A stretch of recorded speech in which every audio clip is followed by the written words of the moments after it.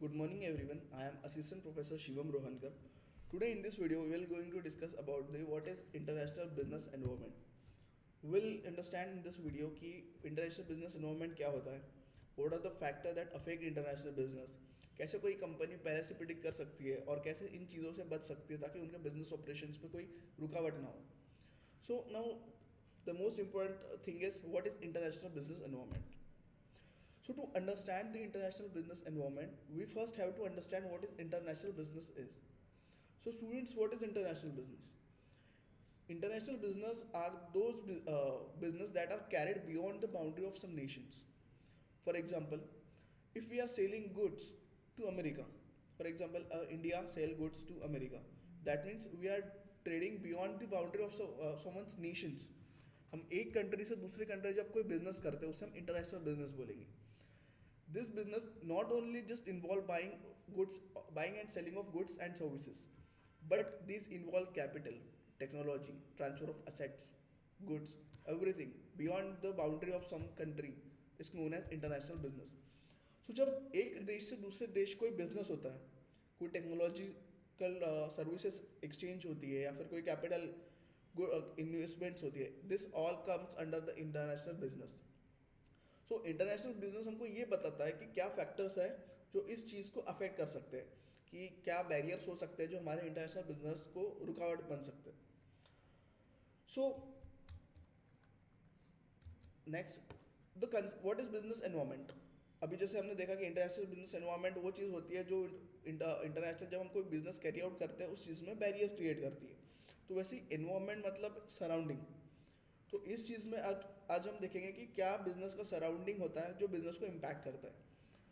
तो in simple word environment वो surrounding होता है जिसमें हम रहते हैं, हमारे आसपास जो सारी चीज़ें हैं वो एक सराउंडिंग होती है, वो एक एनवायरमेंट होता है. तो सिमिलरली ये एक बिजनेस का भी कोई एनवायरमेंट होता है. जैसे कि बिजनेस के जो मेनली एनवायरमेंट में अगर हम बात करें तो बिजनेस के दो एनवायरमेंट होते हैं. तो first one is internal and second is external. अब इंटरनल एनवायरमेंट वो चीज़ें होती है जो हम कंट्रोल कर सकते हैं. फॉर एग्जाम्पल ये वो चीज़ें हैं जो कंपनी के अंदर की चीज़ें हैं. जैसे कि फॉर एग्जांपल अगर कोई एम्प्लॉयज़ मेरे स्ट्राइक पे चले गए, I run an XYZ business and the employees of my business as gone on the strike. अब ये स्ट्राइक पे चले गए तो उससे इम्पैक्ट क्या हुआ कि मेरा जो आउटपुट है, जो मैं फैक्ट्री है, अगर फॉर एग्जाम्पल मेरी फैक्ट्री है और मैं जो आउटपुट देना चाहता था वो मैं नहीं दे पाऊँगा. मेरा बिजनेस प्रोसेस रुक जाएगा, मेरी एक्टिविटीज़ रुक जाएगी, उससे मुझे लॉस बियर करना पड़ेगा. बट अगर जो एम्प्लॉय स्ट्राइक पे चले गए हैं उनको उनकी स्ट्राइक से रुकाना ये तो मेरे हाथ में है. उनकी जो डिमांड्स होगी अगर वो मैंने पूरी कर दी तो वो स्ट्राइक रुक देंगे. दैट मीन्स ये इंटरनल कंट्रोल है. अगर कोई एम्प्लॉय डिमोटिवेट फील कर रहा है तो उसके लिए मैं मोटिवेट करके उसको इंसेंटिवाइज करके उसको और मोटिवेट करके भी अपने ऑर्गेनाइजेशन के ऑब्जेक्टिव्स अचीव कर सकता हूँ. तो ये सारी चीज़ें इंटरनल फैक्टर हुआ जो हम कंट्रोल कर सकते हैं. बट ऐसे कई फैक्टर्स होते हैं जो हमारे कंट्रोल के बाहर होते हैं, उसको हम बोलते हैं एक्सटर्नल एनवायरनमेंट. ये वो एनवायरनमेंट है जो कंपनी को बहुत अफेक्ट करता है. अब जैसे कि अगर हमने बात किया एक्सटर्नल एनवायरनमेंट, जो एक्सटर्नल एनवायरनमेंट है वो भी दो टाइप के होते हैं. The first one is micro and the second is macro. Micro mean small. That means ऐसा एनवायरनमेंट जो माइक्रो है मतलब वो सिर्फ किसी पर्टिकुलर फर्म या फिर किसी पर्टिकुलर कंपनी को अफेक्ट कर रहा है. But when we talk about macro that means we are talking about a large number of area. तो फॉर एग्जांपल अगर कोई न्यू रूल आ गया जो पूरी पर्टिकुलर कोई इंडस्ट्री को अफेक्ट करेगा उसे हम मैक्रो बोलेंगे. So what are the characteristics of business environment. जो बिजनेस एनवायरनमेंट है वो डायनामिक एंड कॉन्स्टेंट चेंजिंग है. जो बिजनेस एनवायरनमेंट है वो कभी सेम नहीं रह सकता. It has to be changing. It is not a rigid. वो हर टाइम हर ईयर ऑन ईयर सेम रहेगा. क्योंकि अगर देखिए आज ऐसे कंडीशन है क्या, जो बिजनेस हम लोग 10 साल पहले कर रहे थे वही business same process, same accounting standard या फिर सारी प्रोसेस सेम हो, बिजनेस एक्टिविटी सेम हो, करने का तरीका सेम हो, रूल्स सेम हो, ऐसा है क्या? नहीं. आज की कंडीशन में हम जो बिजनेस कर रहे हैं उसमें बहुत सारे चेंजेस है.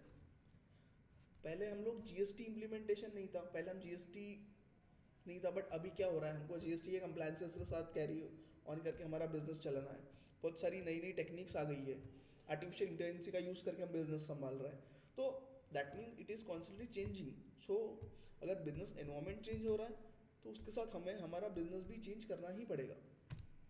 उसके बाद है complex and interdependent. Yes, business environment is complex. You need to understand what is going on in the market. If you don't understand the trend, then you may not maybe not survive in the market. For understanding this, we can have a good example of Nokia. हमें ये पता है कि एक time पे Nokia market leader था phone mobile phones में। तो हुआ क्या, नोकिया ने स्मार्टफोन का जो ट्रेंड आया उसको वो आइडेंटिफाई नहीं कर पाए। तो जब उन्होंने वो ट्रेंड आइडेंटिफाई नहीं कर पाए तो उससे क्या हुआ, आज हम नोकिया का फ़ोन यूज़ करते हैं क्या? ऑब्वियसली नॉट, बहुत सारे लोग नहीं करते आज। क्यों? क्योंकि उन्होंने जो स्मार्टफोन टेक्नोलॉजी जो आई थी उसमें वो लोग रिवोल्यूशनराइज नहीं कर पाए, वो लोग वही ट्रेडिशनल फ़ोन्स के साथ स्टिक रहे। तो यही चीज़ है कि जो हमारा बिजनेस एनवायरनमेंट हमें ये बताएगा कि व्हाट आर द अपॉर्चुनिटी, क्या है, क्या थ्रेट्स हो सकते हैं, कैसे हमको इस चीज़ों से डील करना है, ये हमारा पहले ही हमको फोरकास्ट बता देगा business environment. So moving towards the next slide, international business environment. अगर हम लोग इंटरनेशनल बिजनेस करते हैं तो what was the advantage we get as an enterprise की, हम लोग अगर इंटरनेशनल बिजनेस करते हैं तो हम लोग डाइवर्सिफाई करेंगे हमारा बिजनेस। जैसे कि अगर मैं इंडिया में गुड्स बेच रहा हूँ तो मुझे अगर कोई और कंट्री को भी कैप्चर करना है सो दैट मेरा प्रॉफिटाइजेशन ज़्यादा हो, मैं ज़्यादा प्रॉफिट कमा सकूँ, तो मैं क्या करूँगा कि इंडिया से अभी मैंने जो इंडिया के मार्केट तो मैं कैप्चर कर चुका हूँ, मैं मार्केट लीडर बन चुका हूँ। अब मैं क्या करूँगा, अब मैं यूएस के मार्केट कैप्चर करूँगा। मैं चाहूँगा कि मेरे गुड्स यूएसए भी जाए, यूएसए में भी मैं मार्केट कैप्चर करूँ। एक तो ये चीज़ हो सकती है। The second thing is technological shift. ऐसा होता है ना कि हर कंट्री में हर टेक्नोलॉजी अवेलेबल नहीं होती, तो हम क्या करते हैं, हम किसी और कंट्री की टेक्नोलॉजी के ऊपर डिपेंडेंट होते हैं। जैसे अगर आप इंडिया में देखो तो बहुत सारी इंडिया की ऐसे पास जो टेक्नोलॉजी है वो तो हम ओवरसीज से ले रहे हैं, बाहर की कंट्री से हम लोग वो टेक्नोलॉजी अडॉप्ट कर रहे हैं। ठीक है, तो ऐसा चीज़ है जो ये सब पॉसिबल हो पा रहा है बिकॉज ऑफ इंटरनेशनल बिजनेस। अगर इंटरनेशनल बिजनेस नहीं होता तो हम लोग उनकी चीज़ें यूज़ नहीं कर पाते। जैसे कि आज हमको नाइकी, एडिडास, इन सब चीज़ों यूज़ कर पा रहे हैं, it just because of international business. अगर ये नहीं होता तो हमारा स्टैंडर्ड ऑफ लिविंग नहीं बढ़ पाता, हम लोग वहाँ के गुड्स को एक्सेस नहीं कर पाते। इन सब चीज़ों से हमारे फॉरेन रिजर्व्स भी बढ़ रहे हैं। अगर हम इंटरनेशनल बिजनेस कर रहे हैं तो हमारा जो फॉरेन करेंसी है उसका इनफ्लो हो जाएगा, तो हमारी फॉरेन रिजर्व्स बढ़ जाएंगी। उसके बाद अगर कोई कंट्री में जो रूल्स एंड रेगुलेशंस है उसका हम एडवांटेजेस लेके हम लोग हमारा बिजनेस और आगे अच्छे से बढ़ा सकते हैं। So these all things are the core components of international business. So what is international business environment? अब इस एनवायरनमेंट को कुछ चीज़ें ऐसी है जो अफेक्ट करती है। अब जैसे कि मेनली जो होता है, हम लोग इंटरनेशनल बिजनेस एनवायरनमेंट में इंटरनल फैक्टर्स पे ज़्यादा फोकस नहीं करते। The reason being internal factor पे फोकस ना करने का ये होता है क्योंकि वो तो कंट्रोलेबल है। हमें इस चीज़ पे फोकस करना है जो चीज़ हम कंट्रोल नहीं कर सकते।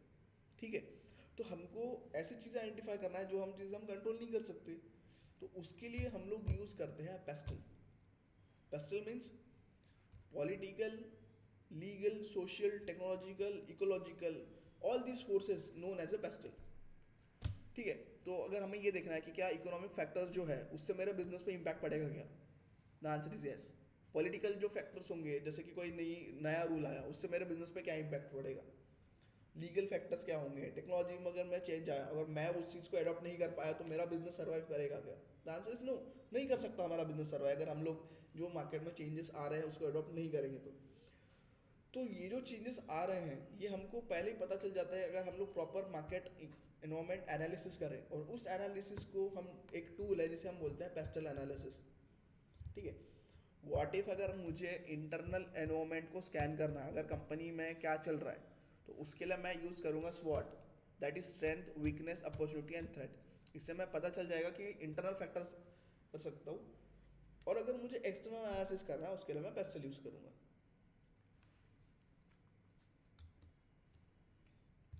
Next one is what is the feature of international business environment? So the features of international business environment is cross border flows. ये क्रॉस बॉर्डर फ्लोज क्या है कि हम movement of goods, services and technology and personal across national boundaries creating complex logistic and regulatory dependence. ठीक है, with the help of international business we can have a cross border transactions. that means एक country से दूसरी country में goods भेज सकते हैं, खरीद सकते हैं दूसरी कंट्री से, उनकी टेक्नोलॉजी यूज़ कर सकते हैं, फ्लो ऑफ कैपिटल हो सकता है, हम वहाँ का जो भी रिसोर्सेस है वो यूज़ कर सकते हैं. It's just possible because of the use of international business. The second thing is multiple currency. As we have discussed earlier, if we promote international business, we get a foreign reserves. अगर for example अगर मैं USA के साथ business करता हूँ तो मुझे जो उनके साथ जो ट्रेड हम लोग करेंगे उसमें मुझे डॉलर मिलेंगे. दैट मीन मेरा फॉरेन रिजर्व बढ़ेगा. फिर उसके बाद मैं अलग अलग कल्चर्स को, डिफरेंट डिफरेंट कल्चर्स है, डिफरेंट लैंग्वेजेस है, डिफरेंट काइंड ऑफ बिहेवियर से लोगों का वर्क एथिक्स है, वो सेक्टर को भी मैं टारगेट कर सकूँगा. मेरा जो कल्चर, जो कस्टमर बेस रहेगा वो डिफरेंट रहेगा. हर कंट्री में कुछ ना कुछ नई चीज़ें मैं अपनी लॉन्च कर सकता हूँ. अगर मैं एक कंट्री से दूसरी कंट्री गुड्स एंड सर्विसेज बेचता हूँ तो मुझे इकोनॉमी ऑफ स्केल का बहुत अच्छा बेनिफिट मिलेगा.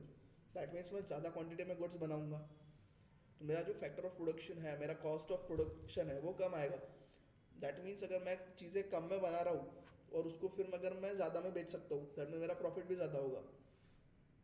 और इस चीज़ में रिस्क डाइवर्सिफाई हो जाएगा. मेरा रिस्क ऐसा डाइवर्सिफाई हो जाएगा कि जैसे देखिए होता क्या है, अगर फॉर एग्जांपल मैंने चीज़ देखा कि इंडिया में किसी पर्टिकुलर प्रोडक्ट का जो मार्केट है वो डिक्लाइन हो रहा है, अभी पर्टिकुलर प्रोडक्ट का मार्केट डिक्लाइन हो रहा है, तो मैं क्या कर सकता हूँ, मेरे पास अगर मैं इंटरनेशनल बिजनेस नहीं कर रहा हूँ अभी, तो मैं क्या करूँगा, अगर डिक्लाइन है या फिर लोग मुझसे गुड्स नहीं खरीदेंगे तो मुझे डंप करना पड़ेगा. ठीक है.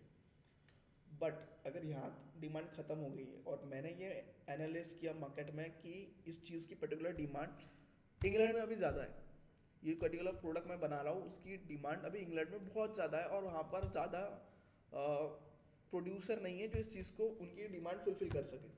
तो मैं क्या करूँगा, जो मेरे एक्सेस गुड्स थे वो मैं दूसरी कंट्री में बेच सकता हूँ.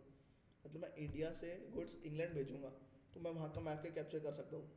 So that is possible because with the help of international business. So these are the advantages that we have of international business.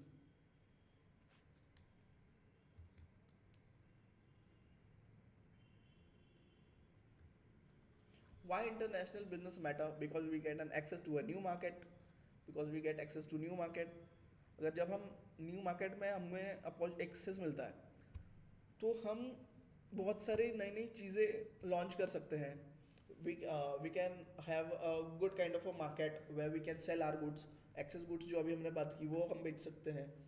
उसके बाद अगर कोई पर्टिकुलर कंट्री से हम कुछ सीख के आए, कुछ देख के आए और वो चीज़ हम हमारे कंट्री में इम्प्लीमेंट कर सकते हैं.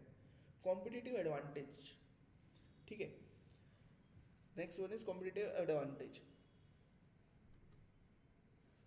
फॉर एग्जाम्पल डोमेस्टिक मार्केट में अगर मैं खेल रहा हूँ, डोमेस्टिक मार्केट मीन्स जो मेरी कंट्री का जो मार्केट है उसको हम डोमेस्टिक मार्केट बोलेंगे. अगर मैं मेरी कंट्री के मार्केट में डील कर रहा हूँ या फिर तो मेरे कंपटीशन ज़्यादा है. ठीक है. For example if I am a producer of a smartphone company, तो अगर मैं स्मार्टफोन बना रहा हूँ तो बहुत सारी ऐसी डोमेस्टिक कंपनी होगी जो स्मार्टफोन बना रही होगी. तो मुझे वहाँ पर बैटल करना बहुत मुश्किल है. क्यों? क्योंकि लोग वहाँ पर तो सेम प्राइस पे बिक रहा है. अगर मैंने महंगा किया तो कोई और सस्ता करके उसको गुड्स का मार्केट कैप्चर कर लेगा. ठीक है. बट यही चीज़ अगर मैं इंटरनेशनल बिजनेस पे जा रहा हूँ, for example I am selling goods in Australia. मान लीजिए अगर स्मार्टफोन बनाने वाली वहाँ पे 3 ही कंपनी है या 2 ही कंपनी है और मैं ऑस्ट्रेलिया में जाके वहाँ पे स्मार्टफोन्स का बिजनेस कर रहा हूँ और अगर मैं प्राइसेस बढ़ा भी देता हूँ तो भी लोग खरीदेंगे. क्यों? क्योंकि मेरे पास कॉम्पिटिटिव एडवांटेज है. ठीक है. वंस यू गेट, अब जैसे कि अगर आप आईफोन की बात करते हैं हम लोग, आईफोन की प्राइसेस कितनी ज़्यादा होती है ओवरऑल, अगर हम कोई एवरेज स्मार्टफोन का कंपैरिजन करें आईफोन से तो उनकी प्राइस हमेशा ज़्यादा होती है.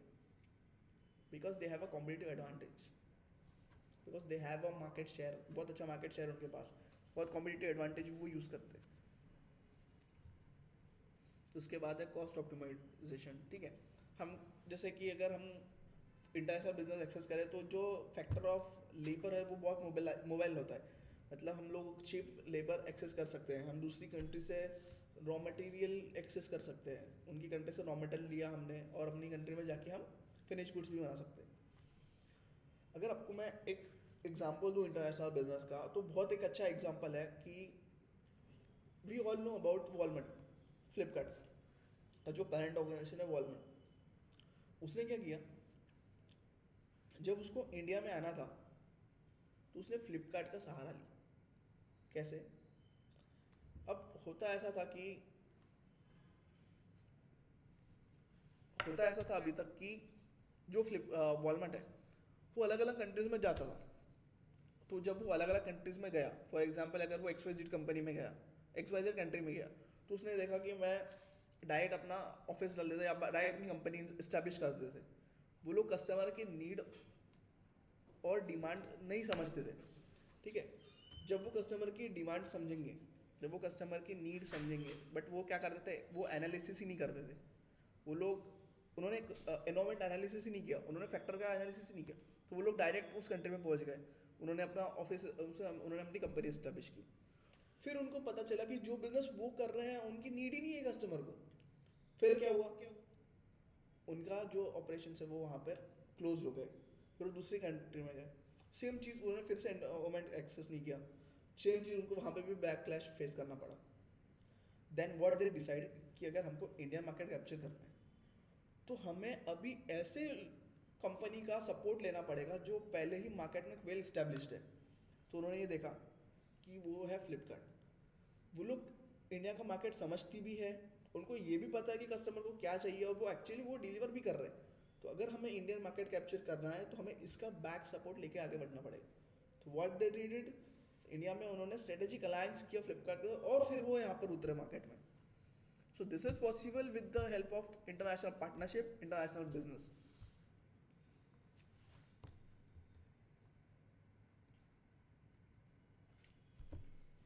So, the scope of international business. First one is merchandise trade. अगर हम लोग इंटरनेशनल बिजनेस कर रहे हैं तो हम लोग अलग अलग गुड्स की इंपोर्ट एंड एक्सपोर्ट कर सकते हैं। The next one is strategic alliance. We can have a strategic alliance. We can collaborate with various companies, various industries and have a partnership. और हम अपना मार्केट शेयर बढ़ा सकते हैं। हम लोग ट्रेड कर सकते हैं, अगर हम अलग अलग कंट्रीज के गुड्स खरीद सकते हैं, बेच सकते हैं। उसके बाद है foreign direct investment. International business का ये भी स्कोप है कि हम कोई कंट्री कैपिटल इन्वेस्टमेंट कर सकती है कोई भी और कंट्री में जाके। अगर for example I am Indian company and I want to invest in what's a USA, मुझे यूएसए में इन्वेस्ट करना है, तो what I can do is कि मैं वहाँ पर उस कंपनी में, पर्टिकुलर जो कंपनी है उसमें फॉरेन डायरेक्ट इन्वेस्टमेंट कर सकता हूँ और अपने राइट्स उनके थ्रू ले सकता हूँ और फिर मैं कंट्रोल कर सकता हूँ कंपनी। तो ये जो इन्वेस्टमेंट्स अपॉर्चुनिटी है वो हमको इंटरनेशनल बिजनेस से मिल रही है। उसके बाद लाइसेंसिंग एंड फ्रेंचाइजिंग। हम with the help of franchisee model हम किसी भी कंपनी के फ्रेंचाइजी लेके अपने कंट्री में उसका बिजनेस संभाल सकते हैं, because franchisee gives us a right to perform, to use someone's brand or technology. We pay some royalty, we pay some fees to use their licensing or franchising. Then we have a cross border e-commerce. Yes, we have a cross border, जब हम एक country से दूसरी country कोई goods बेच रहे हैं, we are doing cross border transactions. Service trade. अगर हम कोई कंट्री इंटरनेशनल बिजनेस है तो हम लोग क्या कर रहे हैं, इंटेंजिबल सर्विसेज भी हम प्रोवाइड कर रहे हैं, लाइक बैंकिंग। हम लोग फॉरेन के बैंक के साथ भी हम यहाँ पर अकाउंट ओपन कर सकते हैं, बैंकिंग यूज़ कर सकते हैं। टूरिज्म है, कंसल्टेंसी है, ओवरऑल जितना भी ये सर्विसेज है हम लोग आज फॉरेन की वो यूज़ कर सकते हैं। It's possible just because of international business. Okay, then what are the factor that affect international business environment. तो ये वो फैक्टर है जो अफेक्ट करते हैं हमारी इन सारी एक्टिविटीज़ को जो अभी हमने डिस्कस किया। तो पहला फैक्टर है पॉलिटिकल। तो first one is political. So political factor कौन कौन से होते हैं, ये वो फैक्टर हैं लाइक टैक्स पॉलिसीज हो गई, गवर्नमेंट स्टेबिलिटी। फॉर एग्जांपल अगर किसी कंट्री की गवर्नमेंट स्टेबल ही नहीं है, गवर्नमेंट स्टेबल नहीं है तो उसके बिजनेस पे इम्पैक्ट पड़ेगा। क्योंकि फॉर एग्जांपल अगर कोई गवर्नमेंट है, उन्होंने कुछ नए रूल्स लाए, वो पुराने रूल्स से अगर मेरे कंपनी को बेनिफिट हो रहा था, बट अगर गवर्नमेंट चेंज हो गई, उन्होंने नए रूल्स लाए, तो क्या होगा, नए रूल्स लाने से फिर मेरा बिजनेस को अलग नेगेटिव इम्पैक्ट भी हो सकता है। टैक्स पॉलिसी चेंज होगी। अभी तक अगर मैं इनकम टैक्स, मेरा टैक्स स्लैब था 22% और अगर कोई गवर्नमेंट नया नियम लाया, नया रूल्स लाया और मेरा टैक्स स्लैब हो गया 28%, so that will also affect. So मतलब जो गवर्नमेंट से रिलेटेड है, जो पॉलिटिकल चीज़ें हैं, that will also affect my business. So the first one is political environment. Next is economic environment. In economic environment we study inflation and interest rates. अगर for example exchange rate volatility हो गया, या फिर inflation बढ़ गया, GDP growth rates बढ़ गए, या फिर अगर बैंक से जो हम लोन लेते हैं उस पर हम इंटरेस्ट देते हैं, इंटरेस्ट रेट्स बढ़ गए, तो ये बिजनेस के लिए अच्छी बात है या फिर बुरी बात है?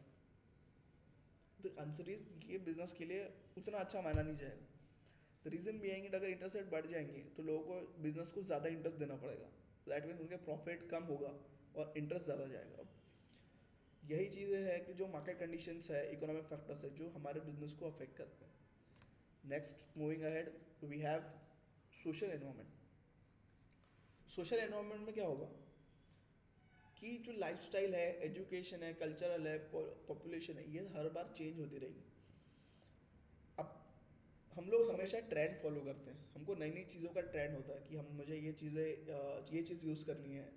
उसके बाद एजुकेशन में भी चेंजेस आते रहते हैं। ये ऐसा है ही नहीं कि अगर हमने एक बार जो इम्प्लीमेंट कर दिया वो हम सालों साल चलाते रहेंगे, बिकॉज लोगों का कल्चर अलग होता है। उनको जो कल्चर है उनके हिसाब से सबको अपने अपने अलग अलग गुड्स खरीदेंगे, सर्विसेज यूज़ करेंगे। लाइफ स्टाइल अगर हम बात करें तो हम लोग पर्टिकुलरली, हम ये नहीं है कि जो 10 साल पहले हम जो फैशन ट्रेंड फॉलो करते थे आज भी हम वही ट्रेंड फॉलो करेंगे क्या? The answer is no. अगर आप 90s का फैशन ट्रेंड देखोगे और आप 20। Next one is technological environment.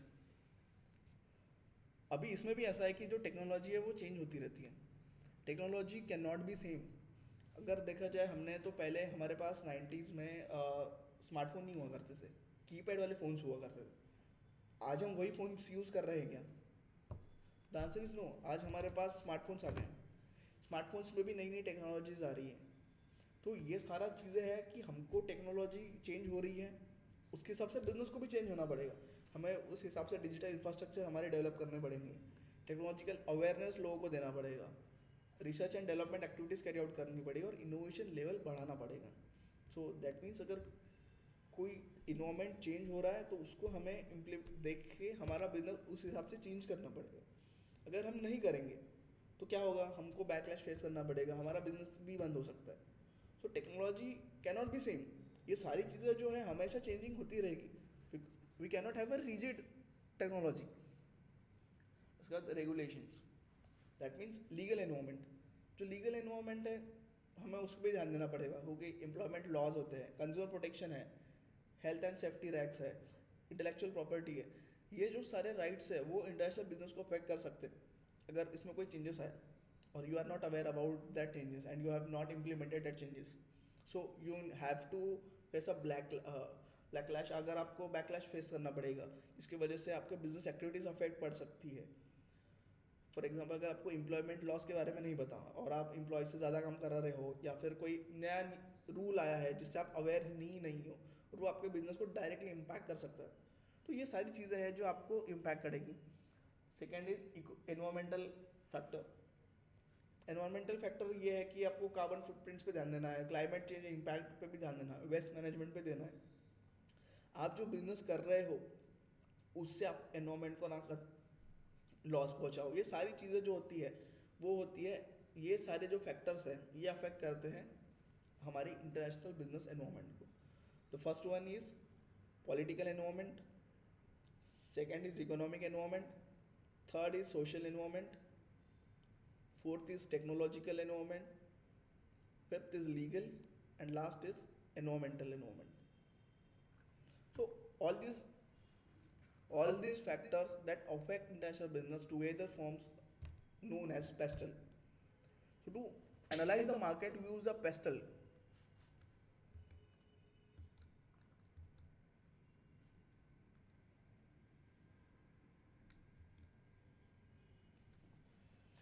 So external environment जो हमने देखा था वो दो टाइप का होता था, एक है माइक्रो एनवायरनमेंट और एक मैक्रो एनवायरनमेंट।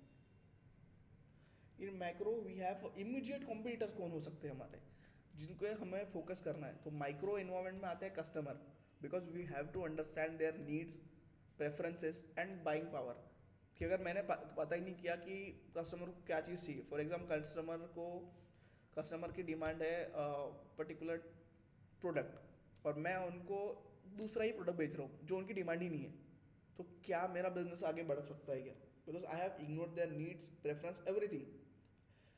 तो द आंसर इज नो। उसके बाद है competitors. The ultimately my direct rivalries are my competitors.